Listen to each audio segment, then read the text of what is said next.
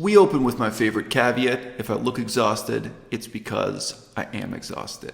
Shout out to everyone who's been watching this channel since 2015. You'll recognize that phrase.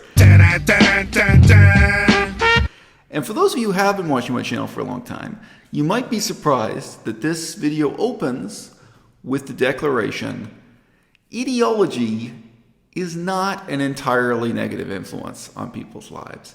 One of the most positive effects of ideology is that it provokes people into thinking through their own ideas in a coherent way, to think about the consequences of their ideas for society as a whole, scaling it up, moving beyond their own narrow and isolated self-interest. I think one really positive example of this right now is the effect that discussions surrounding transgender political ideology are having for individual transgender people. Now, if you've known a couple of transgender people in your life, you've probably known at least one who said to you at some point, look, for them personally, this isn't a political movement. You've probably met at some point a transgender person who took you aside and said, look, for them it isn't a philosophy, it isn't an ideology, it's not a political party they want to join up to, this is just what they do on the weekends, this is just what they enjoy sexually in their private life, or this is the nightclub they choose to go to, and for them, that is it.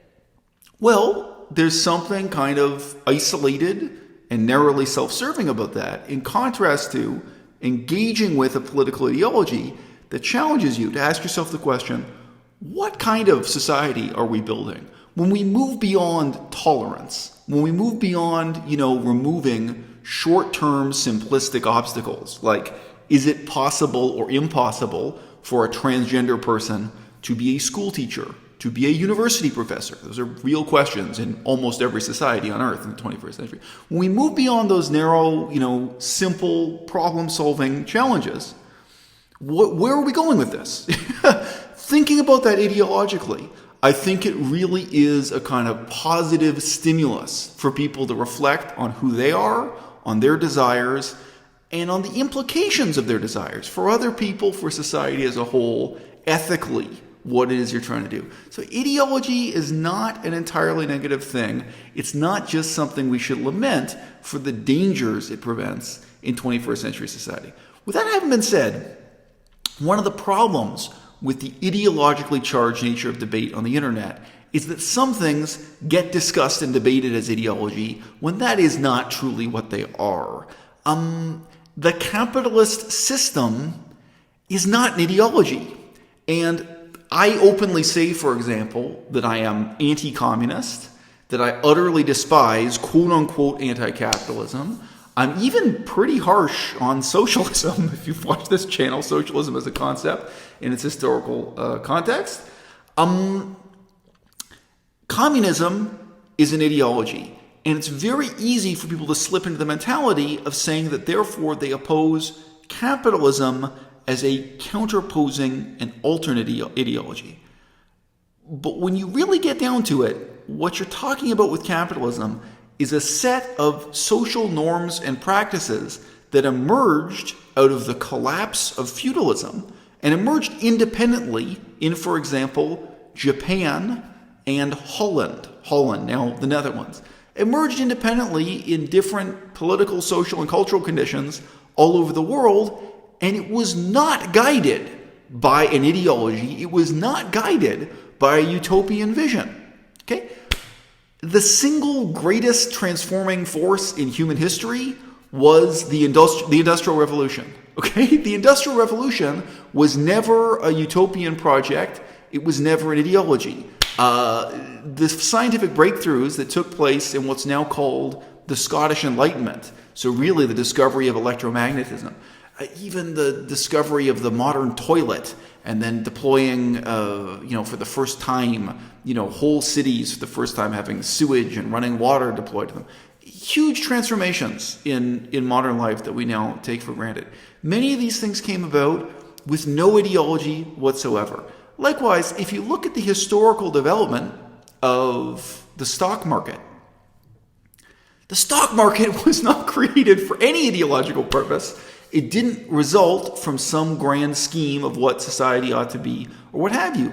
And interestingly, the stock market had completely separate origins in Japan and in the Netherlands. It's a very specific example of what's now a crucial aspect of capitalism as we understand it, okay?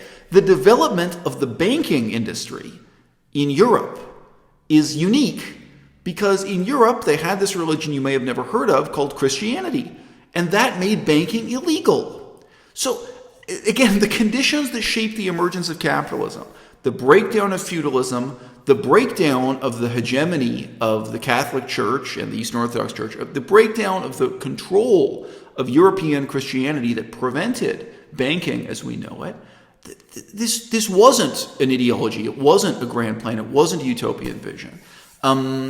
Even the transformation of the meaning of property, this is one of the least documented and least understood issues in the genesis of capitalism.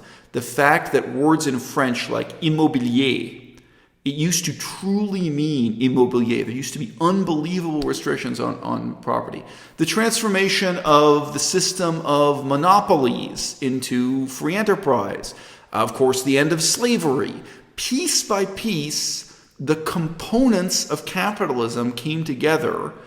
I can't even call it like a bird's nest. I mean, what we now refer to as capitalism is a set of best practices that largely emerged from the failure of other practices with no guiding ideology, with no utopian strategy, with no grand design.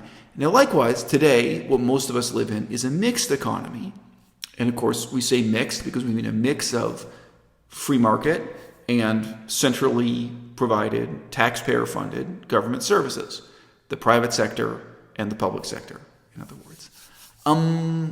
All of those compromises likewise emerged in a completely unplanned and spontaneous way, right? And again, you can look at the history of each country, and it's a different story, but of course, in some ways, it's kind of sort of the same story. I mean, the United States has this narrative about the Great Depression. Well, sorry, you can't actually start there. The Progressive Era in the 1890s, and then the Great Depression, and then World War II, unionization, and workers' rights, and minimum wage, all these things emerging. Well, you know, guess what? If you study the history of Holland and the history of Japan, it's a different history that produced fundamentally similar compromises. And thus, there's a kind of homogeneity to capitalism globally now, even though normally when you're looking at what we describe as capitalism in any one place, it's emerged from different circumstances in a very strange, staggering, unplanned way. It's also worth noting that the exceptions to the rule are by and large less successful than the places where it emerged unplanned and, if you like, organically or spontaneously. So, you know, Eastern Europe, after the collapse of communism, which is recent history, so we're really talking about after 1991, varies a little bit from place to place what you're talking about. Those are places where capitalism was constructed more consciously and intentionally. Nobody today looks at the Ukraine as a positive example of what capitalism ought to be. I hate to do this to you guys. I hate to do this to you. Nobody looks at Hungary as a positive example. Nobody looks at the former Yugoslavia as a positive example. Now, admittedly, there's some bias involved there. But if you believe that ideological chalkboard planning of capitalism is a huge advantage, then we should be able to look at these relatively recent, relatively artificial, consciously, intentionally planned capitalist economies, and we should see much greater success than the places where capitalism emerged in a zigzag, messy, unplanned way. And by the way, guys, if you know anything about the history of Hong Kong and Singapore, you'd be surprised. You'd be surprised just how messy and unplanned the emergence of capitalism there. Another great case study, Israel. The emergence of capitalism in Israel. It's a very short history, and, you know, the success of Israel as a free market economy. Another fascinating, bizarre case study. All right, so I end here my lengthy preamble about the fact that capitalism cannot be understood as something created by the Capitalist Manifesto. All right, communism has the Communist Manifesto, and capitalism does not have a Capitalist Manifesto. All right, what capitalism has is a set of lessons learned from the drawbacks and ultimately the collapse of feudalism. In Europe, it was European feudalism. In Japan, it was Japanese feudalism. And, I think it's really worthwhile to say to yourself, hey, look, you know what? When you're talking about Malaysia, it's a completely different story of how we've ended up with capitalism. And that's why, in some ways, capitalist Malaysia has not been successful in the same way that it was in some other cultural contexts. They never got the Capitalist Manifesto. They never tried to live up to a set of check marks. Okay, so probably this preamble could be a perfectly good standalone video in itself. But this is not why I turned on the camera today. This isn't the message I came to deliver to you. Some people, knowing that I am in this way a defender of capitalism against communism, and maybe more importantly, that I defend capitalism against so-called anti-capitalism, the stupidest ideology of them all, they're surprised when I say, in a frank, honest, down-to-earth way, that capitalism has serious disadvantages, that capitalism has serious drawbacks, okay? Now, why would I be reluctant to say that? It's just ridiculous. Refrigerators have serious drawbacks. I own a refrigerator right now. Technologically, I don't have anything better to replace it with. But you know what? For one thing, refrigerators are noisy. I don't want to have a refrigerator in the same room I sleep in. They use a lot of electricity. I mean, they take up a lot of space. They're incredibly heavy. We can start listing all the ways in which a refrigerator is less than optimal, and yet it's something right now we're all making our compromise with until somebody can come up with something better. So there's absolutely no reason to, be mousy or apologetic in bluntly and directly talking about the drawbacks and disadvantages of capitalism. For me, the number one issue that nobody wants to talk about on the left or the right with capitalism is actually the depopulation of rural areas, or to put it in more universal terms, the increasingly unequal distribution of your population geographically.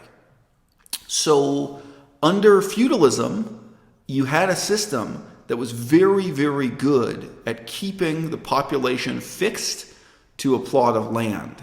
To some extent, even tribalism does this much more effectively than capitalism. It distributes the population and then, communicates to people powerfully, this is your land, you're bound to it, this is your responsibility.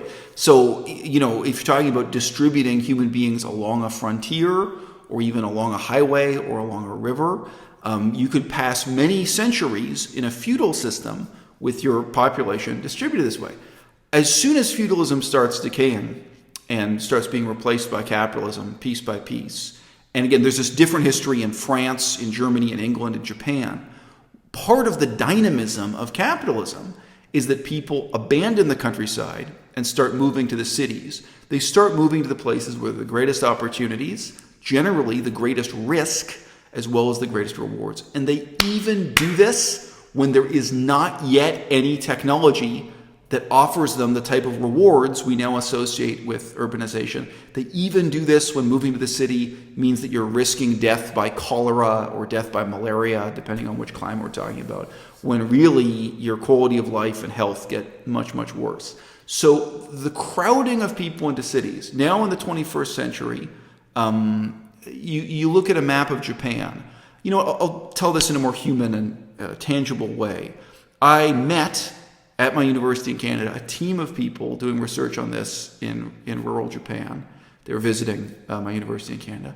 They were talking about the fact that basically all of Japan has these villages and small towns where now the only people are elderly retired people, and occasionally the grandchildren or great-grandchildren of those elderly retired people who are left there with the elderly people while the parents are working in Tokyo, while the parents are working in a big city, and the parents come to visit once every 2 weeks or something, but the kid gets to grow up in the countryside. And those few kids light up the lives of these elderly people who otherwise live in a ghost town that is nothing but elderly people. Because everyone who's of working age has abandoned the town. Everyone who's even of university age has abandoned the town to pursue education and opportunity in the big city. Now, this is a profound problem with capitalism, and I wouldn't claim that there is no solution for it. The problem is that almost nobody is even talking about a solution. In a country like Canada, the more urban property prices go up, the more money the government makes out of those properties. The government makes money out of every new apartment and condominium and house that gets sold in Vancouver and Toronto. As each property goes up above $1 million, the government is making more and more money. They have a vested interest in fueling the property speculation and real estate development cycle. And seemingly the whole public is happy to participate in this ludicrous and self-destructive process whereby the countryside and smaller towns all get emptied out and hollowed out, and everyone starts living in just a couple of cities, a couple of big cities, where, again, kind of greatest risk and greatest reward. People are no longer afraid of cholera, but they move to a city where more than 50% of their income is being spent on their rent. And of course, the only other way of coping is to commute huge distances to get back and forth from these overpriced cities. There is basically no capitalist country in the world today that is sincerely interested in decimating the property value. And that was proved in 2008, right? There's no government that's going to be elected in New York City and say, you know what we need to do? The government needs to completely sabotage the value of condominiums and apartments. We need rent to fall by like 5 to 1, and we need the sale prices of houses and apartments to fall by 10 to 1, and we're going to make it happen. Okay, no, governments can make that happen. The problem can be solved. And I don't even mean rent control. I mean, there's a pretty simple toolbox the government has. The problem is, okay, it's partly just a free market phenomenon. This, again, is already kind of evident in the Renaissance. It's already evident for centuries. In some countries, it's accelerating in the 21st century, but in any case, it's still a profound problem. But it's a tendency that governments now are not checking or deterring. If anything, governments are part and parcel of this problem that's inherent in or emerges from market forces. Okay? Now, point 2 is that there is absolutely no natural relationship between education and employment under capitalism, okay? Now, believe me, I'm not suggesting to you that education was better under feudalism, and I'm not suggesting it was better under communism or socialism. I'm not. But we live in a world where people, as students, as teenagers, are expected to make a speculative decision with tens of thousands of dollars of their own money and with many years of their lives to choose a university or choose a college, or even choose a technical training program for some skill, some craft, some art. They're supposed to make that bet on the assumption that there will be demand for them to do that job, that they'll be paid a good wage, that they'll earn a good living doing it. And very often they are wrong.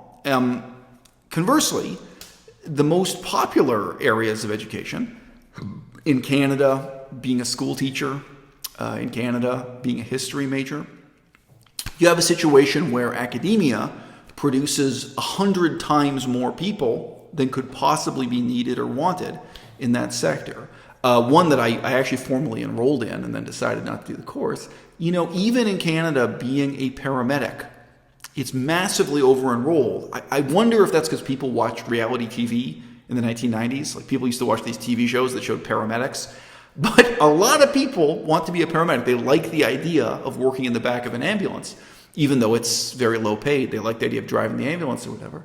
And I forget at the time, it was something like 10 to 1. But I forget if it was 10 to 1 or 51. But Canada was producing far too many paramedics, and there really were not jobs for all of them, and also they were being underpaid. So we have a situation where there is no relationship between free market mechanisms, the economy, whatever you want to say, capitalism as such, and the mix of free market and government involvement in the provision of education. Now, the other fundamental absurdity, which combines with both of these first two problems in a dynamic way, is rent itself. Pretty much any textbook will tell you rent is irrational in terms of the logic of capitalism. And of course, rent shapes everything we do. It shapes my life right now. I'm living here right now, partly because rent is cheap. If you have two businesses that are competing, there are two shops that are both selling falafels, okay? One falafel shop makes better falafels, and they innovate more, and they have a greater selection of products. And they have a smoothie machine. They sell drinks and vegetable juices. They're really great. And there's another falafel shop where the owner is lazy. He only makes 3 kinds of falafels. He doesn't care. There's no innovation, no smoothies. And let's also just say it's kind of dismal. He doesn't make an effort to make it a nice place to sit. Guess who's going to win in free market competition? The person who pays less rent. All free market competition is unfair on an irrational basis because the guy who owns the lousy falafel shop, if his grandfather owns the property and his grandfather is charging him rent, or his grandfather may let him run the business for free, but let's say his grandfather just says, hey, look, you know what? You and I were blood. I'm going to charge you a really low rent for this reason. Happens. Very common. And the other person is renting from a complete stranger at market rates. Maybe they're even getting ripped off. They have a really mean landlord who's charging them the absolute maximum. Guess who is going to win and guess who is going to lose in terms of free market competition? And there's no counter argument to this. And it infests every part of our lives. The amount you're going to spend on rent, in most cases, is going to be more than the cost of tuition. I mean, I looked at going to university in Tokyo. Tuition was a lot. But the cost of living in Tokyo, if I wanted to do university there, is so astronomical. I looked at doing university in Hong Kong in a totally different field. I have looked at a college program once where it was in Manhattan, New York, New York. You can be spending so much money on rent that it completely dwarfs, it completely obliterates the significance of tuition costs for education, right? And then the cost of rent, again, it's part of this bizarre, invidious cycle of capitalism hollowing out and abandoning the countryside, abandoning the frontiers, abandoning the majority of every country on earth, from Japan to Canada to the United States, and leaving us with this remnant of overcrowded, overpriced big cities where all of the cultural and economic life is almost forced to transpire, even past the point of diminishing returns, even to the point of economic irrationality, where people are spending the majority of their income just on rent, which is, again, by textbook definition, something that is economically irrational. In Tokyo today, the people who pay rent are poor, and the people who don't pay rent, for example, because they inherited an apartment that their grandfather owned, they're rich. You can have two people who have exactly the same job, two people who both work as an accountant in Tokyo, but one of them pays rent, and you have another one who might live in the same apartment building, but they don't pay rent because they inherited that apartment from their grandfather. One of them is rich, one of them is poor, doing exactly the same job at exactly the same level of productivity, making the same contribution to society. So these are my big, simple complaints about what is wrong with capitalism. And from my perspective, the tragedy is that these problems can be solved. And I think that, like with education, who's motivated to solve the problem? Who's even motivated to ask these questions? Who's motivated to even experiment with coming up with new solutions? Who's motivated to take risks and then be honest about which solutions worked and which ones didn't? The future of capitalism, again, this comes back to my major premise. There is no ideology. There is no utopia. There is no destination it's moving towards. There is no capitalist manifesto. And whether you find that inspirational or depressing, you have to admit to yourself there is no one destination that unites the fate of Japan, of Canada, of the United States.